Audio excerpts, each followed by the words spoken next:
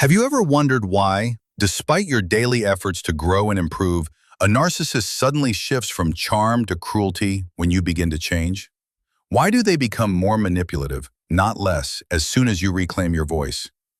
What's really happening when you start setting boundaries and asserting your independence? Carl Jung, a pioneer in understanding the human psyche, believed that true transformation doesn't just threaten the individual undergoing change. It also threatens those around them who once depended on their weakness for control. And this is especially true for narcissists. They don't fear rejection or abandonment as much as they fear one terrifying truth. Your strength means they no longer own you. In that moment of awakening, when you begin to claim your power, they don't simply let go. Instead, they launch one final, highly calculated form of manipulation. Jung's work offers us deep insight into this psychological process, one that could be dangerous if not recognized for what it truly is. Carl Jung understood the human psyche as a constant dance between the conscious self and the shadow, those repressed parts of our identity that we often refuse to confront. For narcissists, the shadow is unbearable.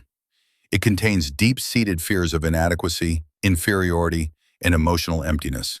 Instead of integrating these fears and addressing their pain, narcissists project them outward, usually onto the people closest to them. When you remain uncertain, emotionally dependent, or constantly seeking their validation, you serve as a perfect vessel for their projections. You unconsciously carry their shadow for them. But the moment you begin to reclaim your sense of self, when you set boundaries, trust your instincts, and no longer rely on their approval, something within them ruptures. Jung referred to this process as individuation, which marks the journey toward becoming whole. For you, it's healing. For the narcissist, it's a crisis. Your independence threatens the illusion of superiority they've carefully constructed. Rather than face their own lack of growth, the narcissist will fight to drag you back into the role you've outgrown.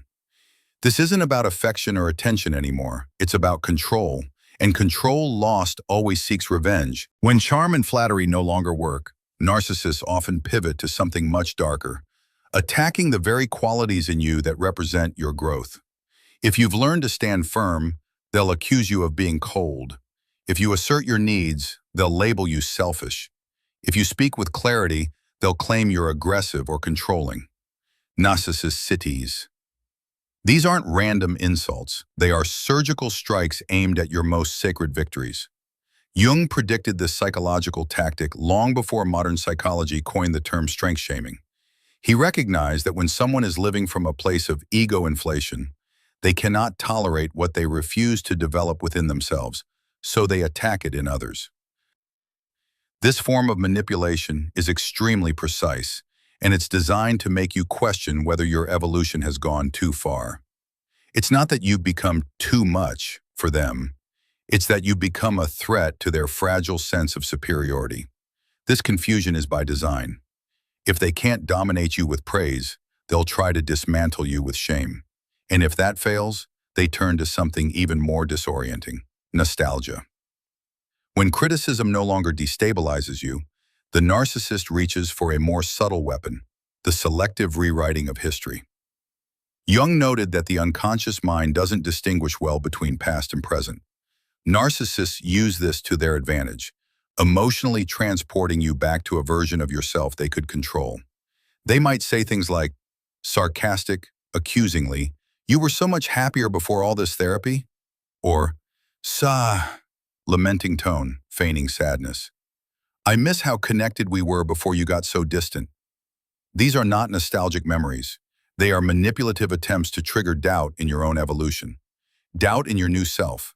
Doubt in your growth. But make no mistake, they don't miss you. They miss the power they had over you. They miss the dynamic where your silence ensured their comfort, where your guilt ensured your obedience. And when you are not grounded in your own truth, this tactic can work, not because it's true, but because it taps into your humanity. You remember being close. You remember wanting peace, but what they offer isn't peace. It's control disguised as comfort. And once you give in, the cycle begins again. At this stage, the narcissist no longer concerns themselves with appearing right. Their goal shifts to appearing wounded. They want you to believe that their crisis is real and that you are the only one who can fix it. It might be a health scare, a financial collapse, or a family tragedy. They become overwhelmed, vulnerable, perhaps even genuinely broken. But the timing is never accidental. Narcissists are highly attuned to your emotional triggers, especially guilt and compassion. They keep mental notes of what causes you to step back into the caretaker role. And when all other tactics fail, they'll manufacture or exaggerate a crisis to force you to choose between your boundaries and your empathy. Jung emphasized the importance of differentiated compassion, the ability to feel for others without sacrificing the self.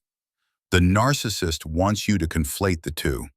They want your help, but only if it means proving that your growth is still negotiable.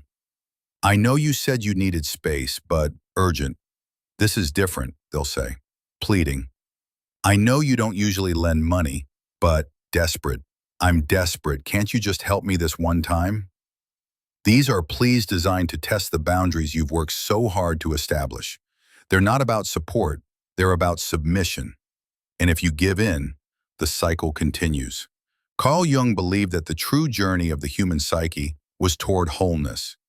Individuation for Jung was the sacred task of becoming fully oneself, beyond ego, beyond shame, and beyond manipulation.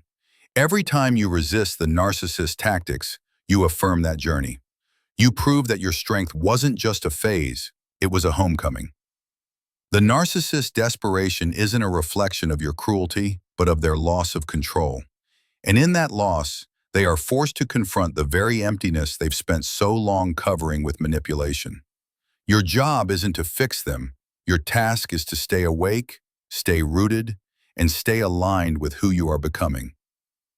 If this video resonated with you, leave a comment below and share your experience. Let us know which part of this hit home for you. And if you haven't already, subscribe to Mental Dose for more in-depth, psychologically rich content that honors your growth. Remember, your evolution is a homecoming. Keep walking with strength, awareness, and confidence. Stay free.